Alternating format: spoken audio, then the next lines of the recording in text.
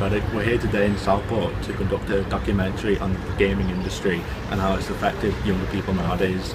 Later on in the documentary, we'll be interviewing a member of staff in the local gaming store and a member of the public. So who do you find is the main target audience that buys games from the store and why? I'd mainly say it's quite a big audience. We do get the younger kids. I'd say about our age isn't really that popular. You do get quite a few lads coming in from college and stuff, but say they're not probably our main. It's probably families and elderly people coming in for their for presents and stuff. Oh right, yeah. I'm not actually from Southport. I used to work in the Warrington store, and it's a lot more like teenage cultured in there. I think it's just the demographic of Southport that's kind of affected it. We do get teenagers as well, but I'd say it's probably more family orientated in this shop. All right. What impacts do you think games have had on younger children nowadays? Impact on what? Sorry. Children nowadays. Children. It's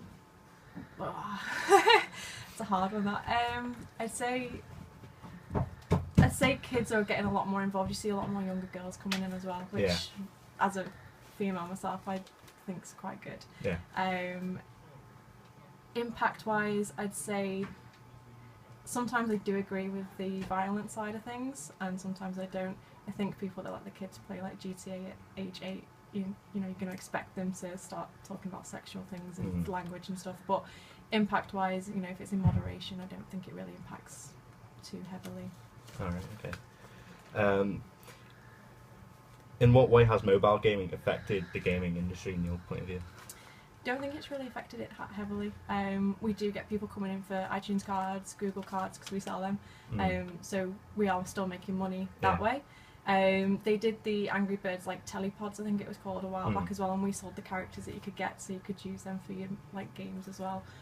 And that was Sam, the manager of the local gaming store. We now move on to an interview with a member of the public. So, when you're buying a game, what do you look for? Me personally, I look for something that is a reasonable price and has a good storyline to it. Alright, okay. And on average, how long do you play on games, like console games or mobile games? I don't really play mobile games, but I kind of play console games a few hours a week. I play Call of Duty and GTA mostly, yeah. Okay. And then finally, you know when you see on the news, you see like all these kids playing on over 18 games, what do you think about that? Well, personally, I think that it shouldn't be based on age, but more of maturity of an individual. Alright, okay. We have now asked the interviewees their views on the bad side of video games. And there's a lot of stores in the area selling like other games, but like new games. How does that like affect your business? Affects it with trading in sometimes, so we have to price match quite a lot to CES, but when it comes to selling mint games, it's not too bad. We do have the competitors of Asda, that's about it, but actual game stores, we are still the leading one in Southport. Alright. And finally, what do you think when you see and hear on the news about all these kids playing violent video games and that it turns the kids into violent people? Do you agree with that? Yes and no. As someone that started playing games when I was about 5, I turned out alright. But, you know, like I said in the other question, when people start letting the kids play really violent games at a young age, I can understand why it does get a lot of media attention. For example, I have my partner's brother is 11. He's got ADHD, which apparently is the reason why he says things like this, but he's threatened me to stab me with a knife and stuff because he plays COD.